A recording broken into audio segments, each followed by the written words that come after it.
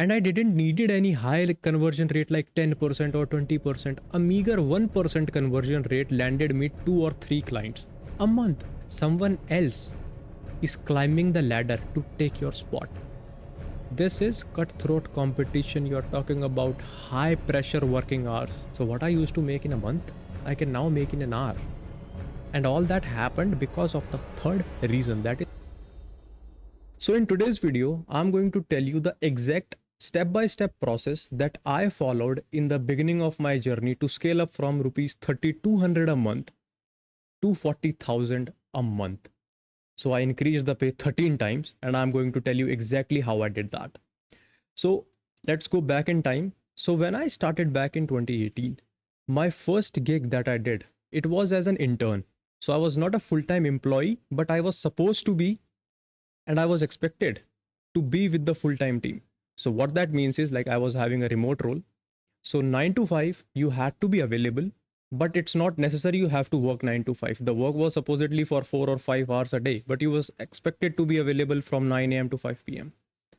Now that internship was paying me 3,200 a month. So I was devoting 4 or 5 hours every day, and I used to earn 3,200 rupees. And back at that time, initially, when you are just starting out, when you haven't figured anything out, that amount is a lot. See, there is a reason I say that you need to learn first and then earn. Because on paper, 3,200 rupees is like 100 rupees per day. But the things I learned there, I learned how the whole thing is functional. I learned how the departments coordinate. I found about the communication in the organization. I found out how things are actually ideated, then implemented, executed, and how you keep a track of it. And this stuff you just can't learn by paying anyone. This is something that you learn from your practical exposure, and that's what I was there for. So later on, the internship amount increased to 6,000, then to 8,000. But after a certain point, like, I figured it out. Like, if you have to be an intern for the whole time, because interns, you know how interns are treated in India. And that internship, it was with an Indian company. And I don't need to tell you what Indians expect when they are paying you. They think that they have won your time and all that stuff, and that now they have complete say in whatever you are doing. So that was the case there. But then once I figured out how the whole content thing functions, how the marketing department works, how the sales team works, what are the KPIs they are tracking, how they are reaching out to people, what all they are doing. Because initially, when you are an intern and you see these people putting up ideas on whiteboard, going on meetings, you need to call them sir or ma'am and that stuff, it's fascinating. So when I decided that this is enough, this internship stuff is not gonna work out anymore now, because I was not getting the pay that I was expected to be and the kind of work I was delivering. So I decided I would go on freelance. Now, since I now had the experience, I knew how things function, I was having a knowledge of the subject. So I decided, let's go on a freelance basis. And for freelance basis, I didn't had any resources, because at that time paid resources were a thing, but in free people were selling bullshit information that was of no use. And a lot of freelance influencers, now they were book reviewers back then, and then they just post out simple generic advices which served no one. So I figured out, I read a lot of blogs, I went through every course material that was available for free, and I figured out a lot of stuff, and then I narrowed down to three main things, and I'm going to share it with you right now. The first thing is that you have to start sending cold emails. See, with me, I don't think I should call myself lucky or what, but from the initial itself, I was very clear that I will go on people's door and knock. So virtually you do it by email, you don't go physically and knock on their door, you go through emails. Because I don't know why I had this thing from the very starting. I was initially inclined for outbounds only, and right now also my strategy is outbound. I'm never a fan of inbound. I don't know, for certain reasons, because I think the degree of control that your outbound strategy offers you. So basically, outbound is when you reach out to people, inbound is when people reach out to you. So I always reach out to other people. Now once I have set myself up, my work speaks for myself. Now people come after seeing the results on my website, on my LinkedIn and all that stuff. So now I have an inbound channel as well, but I never worked for it. Honestly speaking, my whole strategy is regarding outbound emails, and I was always a fan of outbounds. So what I did was, I started cold pitching like a maniac. And my initial pitches, like, if I would have the snippet, I'll figure out and I'll put the snippet here. So initial cold pitches, they sucked literally, because I had no idea how to write it. I had no idea how you can actually track your emails. I had no idea whether my email has been open or not. But I reached out to a lot of people, and for the first 3 or 4 months, I got nothing. My cold emails were like they were crickets because nothing was happening. But then one sudden day, I got the eureka moment. So I actually sent my cold email to another one of my email, and I saw it, I read it, and I was like, this is not how I should pitch. This is not like, if that person reaches out to me for a gig or a business deal, I'm not gonna take it. So that's when I changed my whole cold emailing strategy. But the number one thing that most people now do not do, because now the whole narrative is about personal branding and getting inbounds. Getting inbounds is difficult. Outbounds are comparatively easier. People tell you the other way around. In outbound, you own the whole content. In outbounds, you have the control. In outbounds, you decide the people you are reaching out to, you decide what information you have to put, and you control the narrative.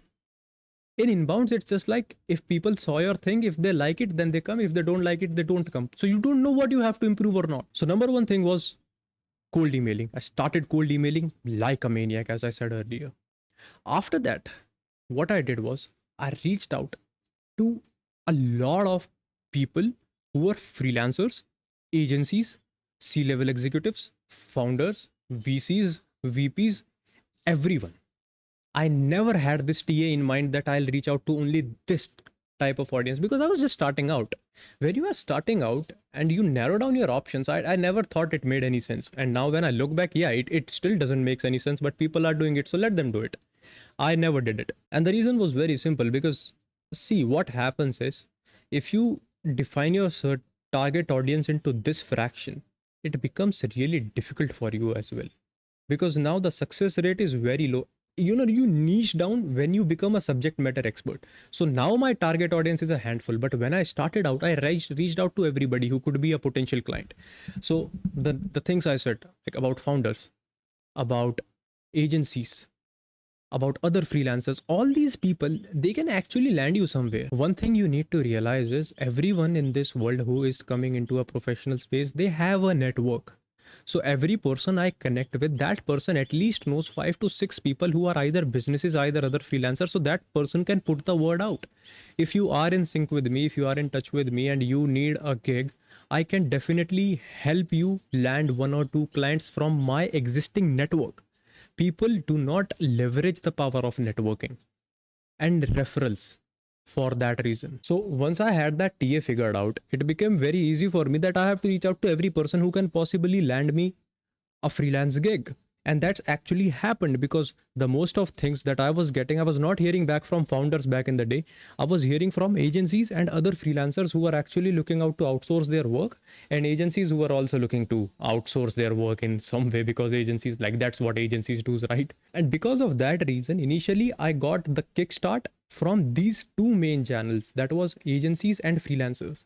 But deep down, I knew after a few months that I have to reach out to the top level. I had to reach out to the founders and the C-level executives, because they are the one who are actually running the whole show. The other freelancers and these agencies, they are just a medium.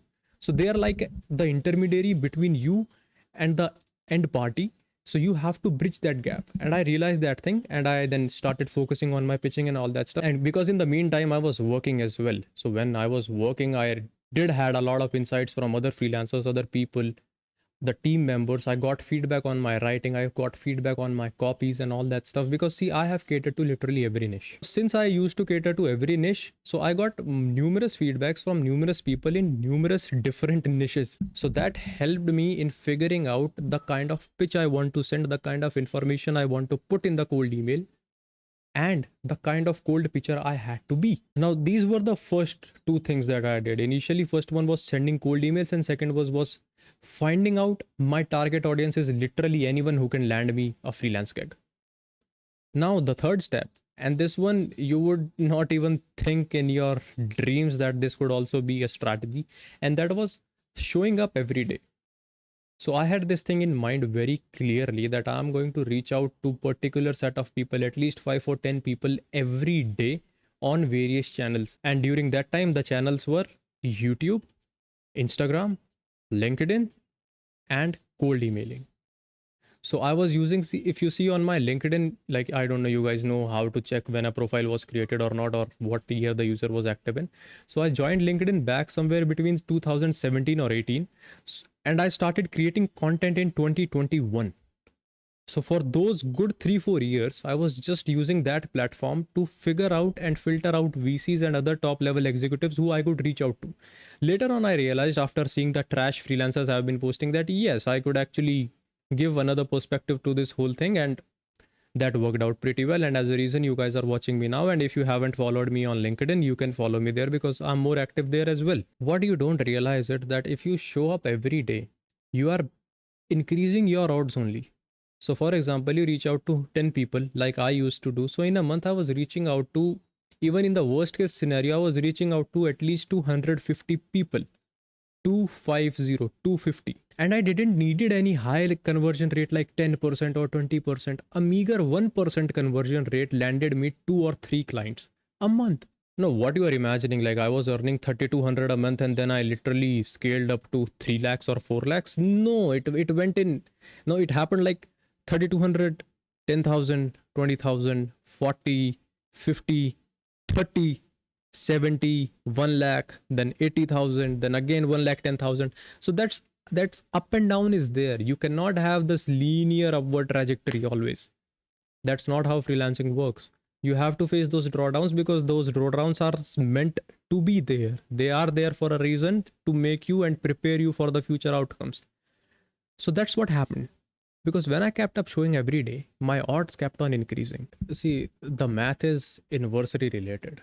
So if you reach out to 100 people, you need a higher conversion rate. If you reach out to 300 people, even at a lower conversion rate, you can have good number of clients. So it all boils down to how many people you reach out to when it is to outbound. Inbounds, the game is different. I'm not going to talk about inbounds, and inbounds is not my forte, so I don't think I'll be covering that too in detail because I'm not a subject matter expert in inbounds. Inbounds is a mix of a lot of things. It's about your strategy, your positioning, your portfolio that you have, your TA, whether it's on that platform or not. Cold email is all you. It's all on you, how you want to be presented as, how you want to make your facts, your statements, how you want to leave your mark. So, doing these three things, I was able to get from 3,200 a month to 40,000 a month straight up, 13x within 30 days. The reason was I landed 3 clients who were paying me 10,000, 15,000, and 15,000. And that became very easy for me. So I used to get to 3 clients, used to work 7-8 hours a day, was making 40,000, sitting at home, learning new stuff, working with new people and in a new atmosphere and all that good stuff. It had its own negative too. We will talk about it some other day. But yeah, that's initially that's how it was. So I'm not, that's the reason I do not sell you the fantasy of lakhs and other stuff, because you cannot just go from 10,000 to 1 lakh straight up in freelancing. That's not possible. Even if it is possible, it's not sustainable. The slow and steady growth, that's really necessary. See, this is the point of staying consistent and showing up every day. That what used to be my monthly salary at one point, that was 3,200. Now my hourly rate is more than that. So what I used to make in a month, I can now make in an hour. And all that happened because of the third reason, that is showing up every day. Because the day you do not show up, someone else is climbing the ladder to take your spot. This is cutthroat competition. You're talking about high pressure working hours. You need to become the best possible version of yourself. Otherwise, you are doomed. So yeah, that was pretty much it for my journey from 3,200 to 40,000 a month. I hope you implement these 3 pointers, and if there is any doubt, any concern, any query, feel free to ask in the comment section. Also, if you want to know how you have to deal with international clients and the psych and everything about international clients, you can see the video up over here. And if you want to see the current status of Indian freelancing, you can watch this video. I have covered it in depth. That's it for this one. I'll see you in the next video, probably with a different background. And that's it for now. Stay tuned for more.